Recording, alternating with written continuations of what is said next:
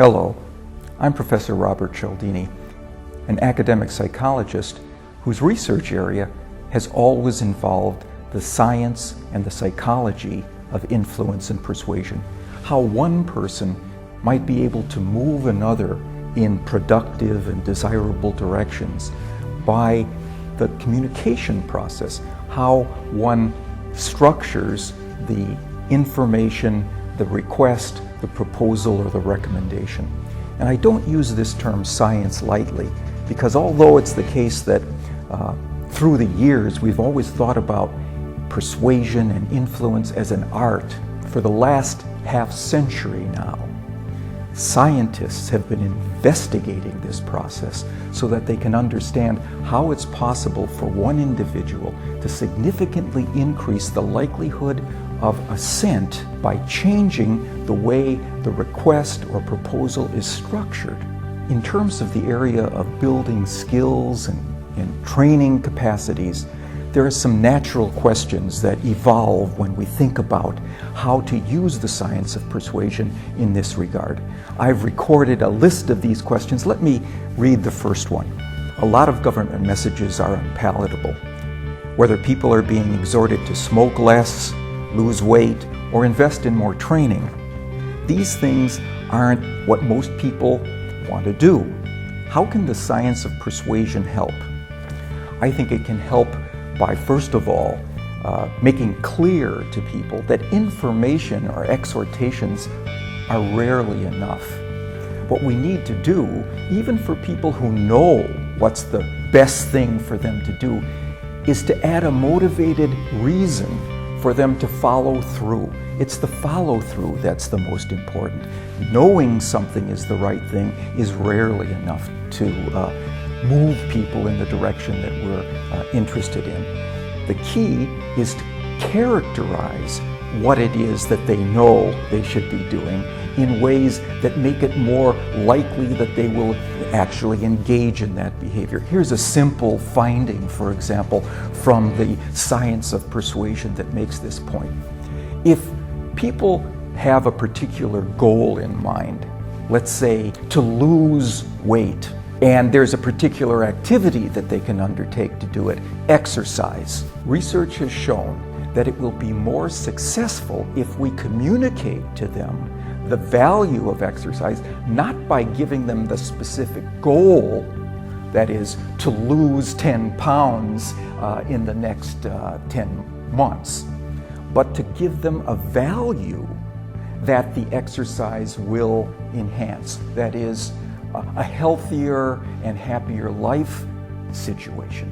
That value produces more behavior that's consistent with the goal than specifically giving them a set of particulars with regard to that goal. Simple thing like that can produce significantly more adherence to the desirable activity. Here's the second question on the list. Why should employers invest in training their staff? When order books are shrinking and profits non-existent, isn't training one of the first costs which should be slashed? Isn't it better to do that than making people redundant, certainly? The evidence is training is extremely cost-effective.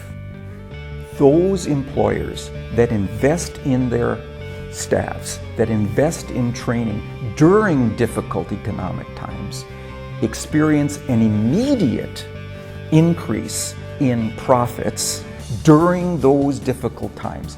Even more important, when those difficult times end, as they always do, those employers who have invested in their staffs get a significant advantage over their rivals that doubles the advantage that they got during the difficult times, because their staffs are now in a position to take advantage of the economic upturn with their increased abilities and training capacities. The government and government agencies are doing a lot of work to help support employers through this difficult time. But sometimes it's difficult to know what sort of support would be most effective. Now, I may be biased in this regard, but one thing employers could do would be to invest in training their staffs in the science of persuasion, because I can't think of a single core skill that would be most promotive of business success than the ability to move people in our direction without the use of coercion or deception or hierarchical power. And this applies across all of the range of business functions. It applies to sales and marketing, it applies to management and leadership, it applies to procurement, it applies to customer service, and so on. Fourth question that we sometimes get. The government and government bodies are in a no-win situation, aren't they? If they don't intervene in matters of importance to the public, they're accused of not caring. And there are calls for government to do more.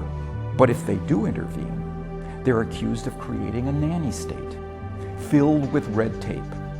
What advice can you give government and its agencies to help them make the best of this difficult situation? My advice to those agencies would be to refrain from intervening with more regulations, more red tape-laden restrictions, complicated tax policies.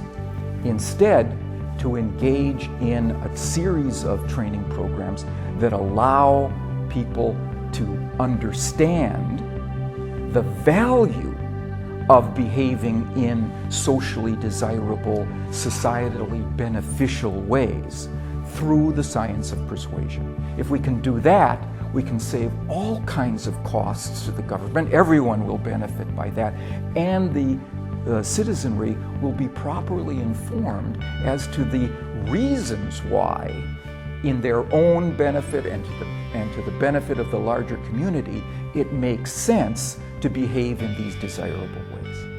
In any event, I hope that we've had a chance to interact in a productive way today. I look forward to the opportunity to continue to interact in productive ways in the future.